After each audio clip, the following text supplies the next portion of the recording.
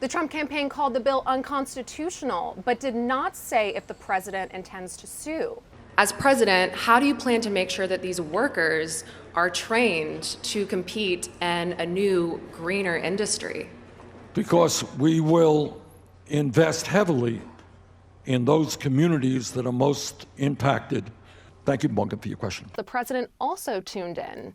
He was active on Twitter throughout the day, tweeting clips and quotes from pundits before, during, and after the hearing. This is his second stop in California and a trio of visits that he's making.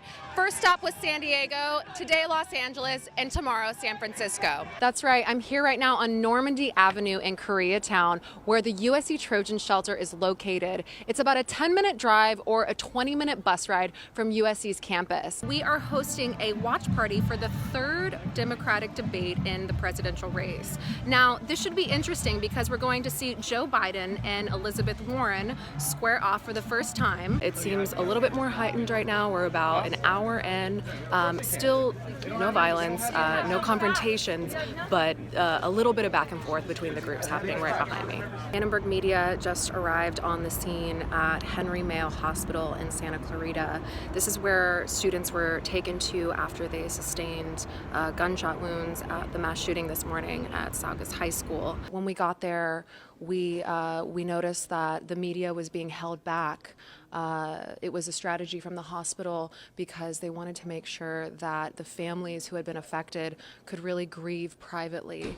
California will determine the fate of 53 members of Congress on Tuesday, and 8 of those races are highly competitive and could go either way. The political landscape is changing for candidates and voters. Each episode here on The Ballot Box will keep you up to speed on the latest political debates and the most pressing policy topics. Today, ideology in the Democratic Party. Studies show that millennials are the most educated, diverse, and politically progressive generation in modern history.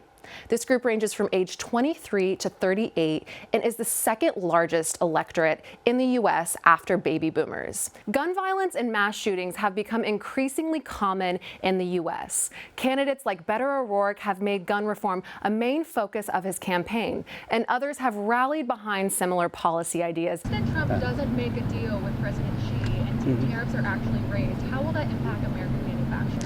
Well, what's happened so far is that the tariffs that we've put in place have been very carefully designed to put maximum pressure on China. And to listen to political experts from the Unruh Institute of Politics weigh in on the race. Here's what we have so far. As of 5:25, and she's going to be one of the youngest women to ever serve in Congress.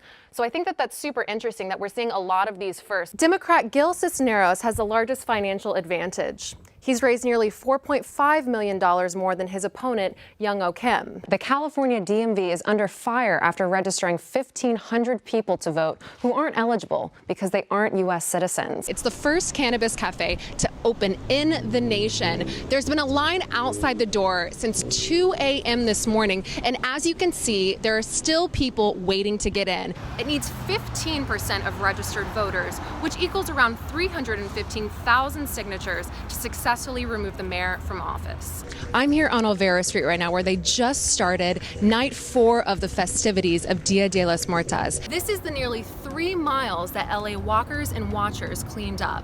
They live here, and it's their stretch of the LA River.